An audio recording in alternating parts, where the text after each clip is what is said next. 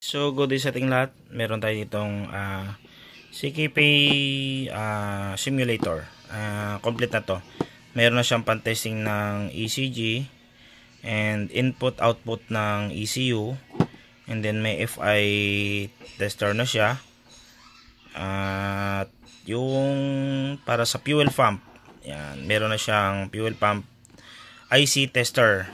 And then meron siyang detector na kung grounded na yung ECU, makikita natin dito.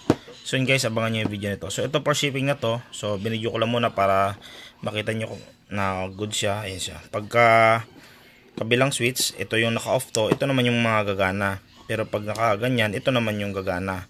So yan yung mga adapter niya. Meron siyang battery clip and then adapter para sa CKP, FI at other mga sensor na binanggit ko. So meron ditong CKP ng Honda. Ito ipapadala na rin sa client and then CKP ng Yamaha. So apat yan. Bago ipadala, testing muna natin sa ating CKP simulator. So ito, testing natin yung Honda.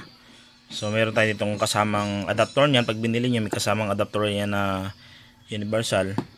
Pero guys, sobrang hirap gumawa ngayon to. Hindi ko ganong maharap, kaya yung mga umorder sa akin umabot na ng 1 buwan, hindi ko pa natatapos gawa ng dami naming lakad na training. Pero sa mga nagtsatsaga, ayun, sa mga order, ayan, tsaka lang kayo. Ito papunta na rin sa isang client natin. So ayan siya, nakatusok na ako dun sa mga pin. So may tutorial naman yan, may guide naman yan pag nabili nyo.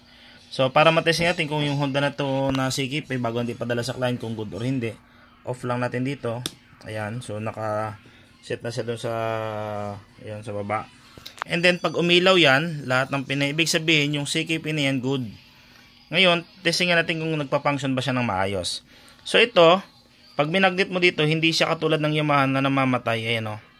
May magnet akong dala. Ngayon, dito siya ilalagay sa likod. Guys, dito ang magnet niya sa likod. So dito sa unang, ito yung butas. Ito kasi pang click 150 na version 2. So sa unang paano yan nakatayo, dalawa ang function na gumagana dyan. Isang pulser, saka yung full code, and then ito yung pump, then ito injector. So ganito siya tetestingin. So tingnan nyo, lalagyan ko ng magnet. Ayan, patay siya, binitawan ko, hindi na siya umilaw. Tapos yung isa, ayun, yung blue naman na nawala na yun, yun yung sa pulser, yung sa kuryente. Sa gitna naman, ayan, so ito naman yung para sa pump, ito naman yung para sa injector. So nakita nyo guys, namatay lahat, hindi siya bumalik. So means, ayan, pag ganyan ang ilaw niyan at hindi na mamatay or ganun ang sistema pag tinetesting natin, ibig sabihin good itong CKP na to. So bago natin ikabit sa customer, sure tayo na-under yung CKP, or bago natin ibenta sa client, sure naman na good yung ating CKP. Pero ito guys, mga binibili sa akin CKP, 1 month warranty yan. So yun guys, testingin din natin yung apat natin bago natin ipadala sa client para sure na bago nila gamitin ay good, or bago nila makarating sa kanila, so good siya. Pero may warranty yan in case naman na may mga factory defect. Minsan kasi may mga umiilaw or good naman ang pagtesting pero hindi siya gumagana. Okay, so may mga video naman ako pinakitang gano'n nangyari. So doon naman tayo sa Yamaha sa pagtesting nun. Okay guys, so ito na yung apat natin na CKP ng Yamaha. Yun. So may mga nag-comment sa akin minsan sa CKP na pinupost ko, bakit daw todo ads daw ako sa aking mga binibenta na CKP at CKP simulator. So siyempre mas maganda na yung hindi tayo nanguhula, diba? So kaya naman daw gamitan ng multi-tester and test lead. Nako, hindi basta ganon. Sige, try mo mag-video, pakita mo sa akin mag-tester ng multi-tester gamit itong CKP na to. Pakita mo sa akin kung paano tinetester. So siyempre, kaya binablog ko yan at pinapakilala ko sa inyo para hindi tayo nanguhula, diba? At least may basihan tayo. Hindi man siya sigurado na 100% na good, at least may basihan ka na bago mo siya isalpak, diba? At meron kang, hindi ka nag-aalala na buo ba yung CKP na yung nakinabit ko or hindi, kahit original nasisira din eh. Pagbili mo ng bago may sira din eh. Okay, so yun lang guys. Sundan guys, sunod itong gagawin natin ay Yamaha. Okay, so sasalpak lang natin yun doon sa ating socket.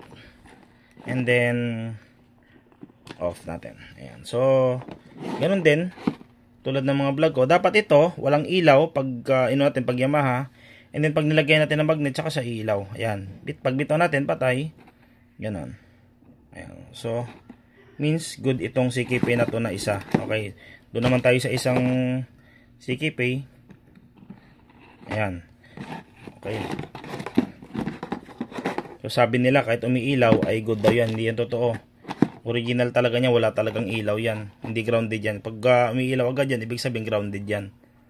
Grounded ang sensor. Ayan, no? Okay. Dalawa. Means kapag ganyan guys, oh, yan, oh. Yan ang may problema. Tingnan nyo. Ulitin ko, ha. Kaya, siyempre, mas maganda bago natin ibigay sa client. Sure ball talaga. Yan, bago yan, ha. Ay, sumasabay, oh.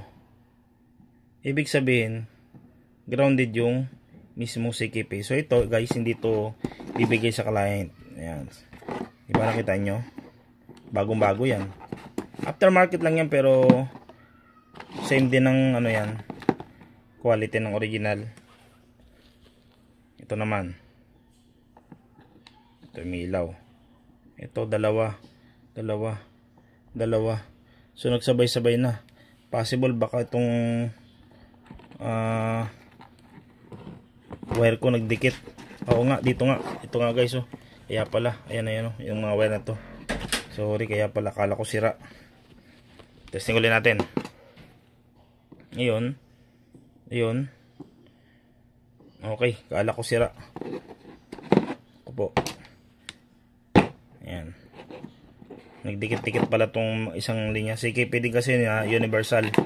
Testing ulit natin.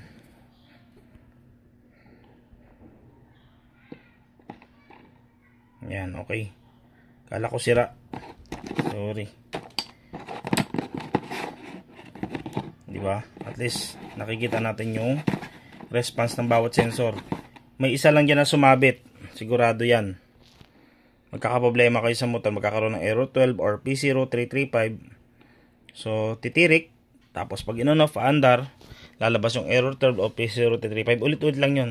Basta umiilaw yan. Naka-steady yan. Pero pag katulad yan, kapag off-on natin, at hindi siya umiilaw, ibig sabihin good siya. Okay? So, for shipping na to sa ating client. Okay? Magandang araw sa ating lahat.